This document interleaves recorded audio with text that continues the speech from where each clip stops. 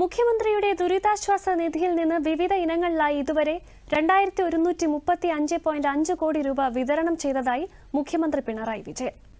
നിയമസഭയിൽ ചോദ്യോത്തരവേളയിൽ സംസാരിക്കുകയായിരുന്നു മുഖ്യമന്ത്രി. 2016 മുതൽ 2024 വരെ 1950 കോടി രൂപയാണ് ദുരിതാശ്വാസ നിധിയിലേക്കായി നീക്കിവെച്ചത്. നല്ല സഹായം കേന്ദ്ര ഗവൺമെന്റിന് ലഭ്യമാകണമായിരുന്നു. അത് പ്രധാനമന്ത്രി ഇവിടെ വന്നപ്പോൾ തന്നെ പറഞ്ഞു. അതിന്റെ ഭാഗമായുള്ള വിശദമായ നിവേദനം പിന്നെ കൊടുക്കുകയും ചെയ്തു.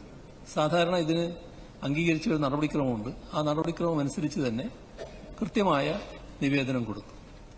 അതിൽ SDRF അനുസരിച്ച് നൽകാവുന്ന തുകയും എന്നാൽ നമ്മുടെ ആവശ്യങ്ങൾ അത് പ്രത്യേകമായി ചൂണ്ടിക്കാണിച്ചുകൊണ്ട് അതിന്റെ ഭാഗമായി നമുക്ക് ലഭിക്കേണ്ട തുകയും കാണിക്കുകയുണ്ടായി. പക്ഷേ അപേക്ഷകൾ ഓൺലൈൻ ആക്കിയതോടെ സഹായധനം ലഭിക്കാനുള്ള കാലതാമസം ഒഴിവായി.